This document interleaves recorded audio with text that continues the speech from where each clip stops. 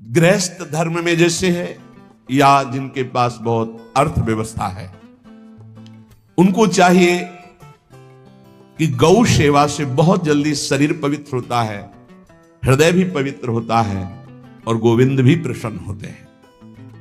यदि गावः प्रदक्षिणेर कार्या वंदनीया ही नित्यशः मंगलायतनम दिव्याः श्रेष्ठास्पेता स्वयं भुवा। यदि गाय घर में पाली जाए या गौशाला खोली जाए और गौओं की सेवा की जाए, जिनके पास अर्थ है, भाव है, भगवान स्वयं श्री कृष्णचंद्र जी ने गौ सेवा स्वीकार की, गौवें चराई। गौओं की परिक्रमा करने से, जैसे आप प्रभु के बिहारी जी के मंदिर की 4 परिक्रमा करें तो जो फल आपको मिलेगा वही गाय की 4 परिक्रमा कर लें तो आपको प्राप्त हो जाएगा। गौ की प्रदक्षिणा से, गावः प्रदक्षिणी कार्या वंदनीया ही नित्यशः, जो रोज गाय को प्रणाम करता है और गाय की प्रदक्षिणा करता है तो भगवत प्रदक्षिणा का उसे फल प्राप्त होता है। जहां गौएं विराजमान होती हैं वो बड़ा पवित्र दिव्य तीर्थ स्थल माना जाता है। गौएं जहां विराजमान रहती, गौशाला में भजन करे तो कई गुना बढ़कर के प्राप्त होता है। स्वयं ब्रह्मा जी ने गौओं को दिव्य गुणों से विभूषित बनाया है।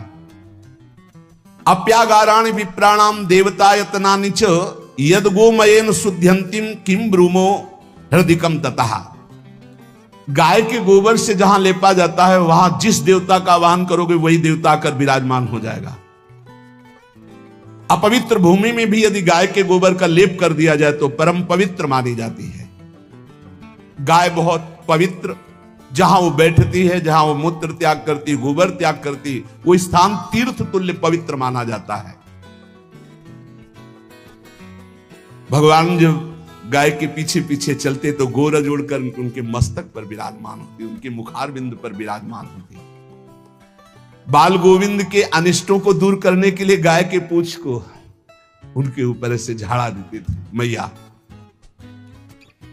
जब गुरु मंत्र वैदिक सिद्धांत से दिया गया था पहली बार तो पंचगव्य पिलाया गया था। गोमूत्रम गोमयम क्षीरम दधि सर्पिस्तथैव च गवाम पंच पवित्राणि पुनंत सकलम जगत। कितना भी बड़ा पापी हो, अगर पंचगव्य पिलाया जाए तो वो वैदिक मंत्रों को स्वीकार करने लायक हो जाता है, पवित्र हो जाता है। पंचगव्य में 5 चीजें गाय की होती है: गाय का मूत्र, गाय का गोबर, गाय का दूध, गाय का दही और गाय का घी। ये 5 मिलाकर पंचगव्य पिलाया गया था।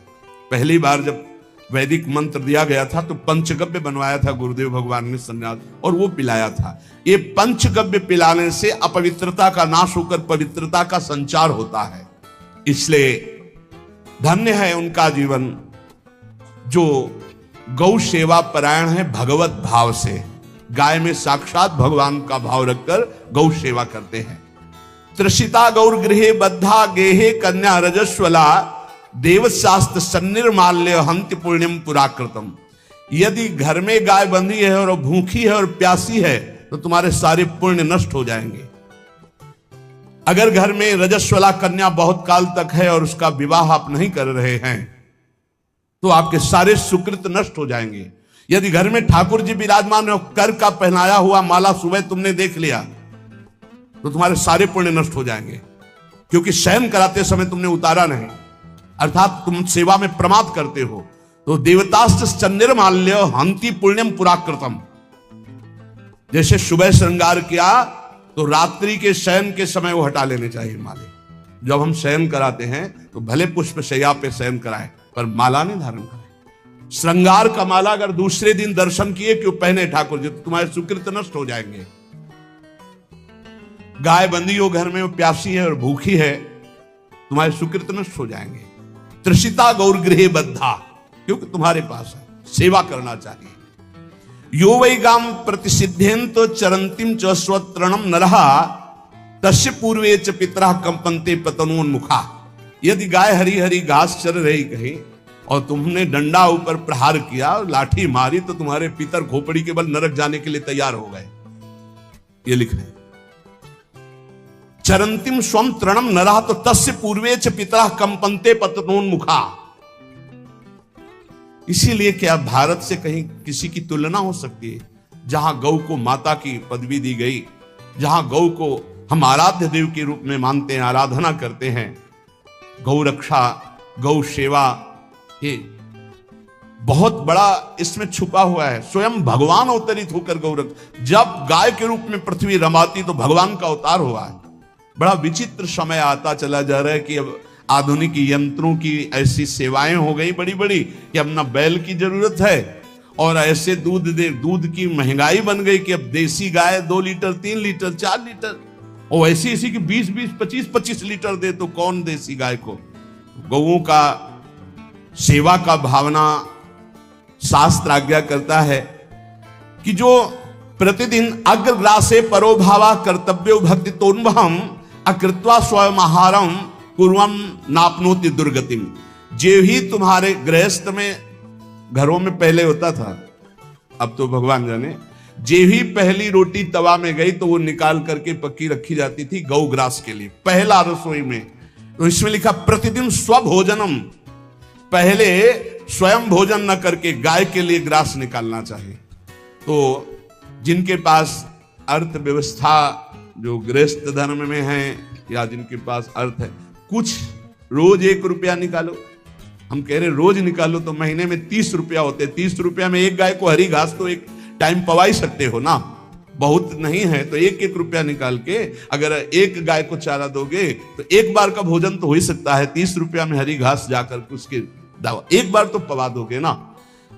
अग्रग्रासे परोभावा कर्तव्य भक्ति तोन्वहम, भक्ति पूर्वक गाय को एक ग्रास भोजन में 1 रोटी तो निकालना चाहिए गाय के लिए, ऐसा शास्त्र आज्ञा कहता है। जो ऐसा करता है तो अकृत्वा स्वयमाहारम कुर्वन् नाप्नोति दुर्गतिम, अपने आहार से 1 रोटी निकालकर गाय को देता है और स्वयं 3 रोटी भले पाले 1 रोटी गाय को दे दी तो बोले उसकी दुर्गति नहीं होगी, अर्थात उसके अंदर भाव बढ़ता चला जाएगा वो भगवान की भक्ति में।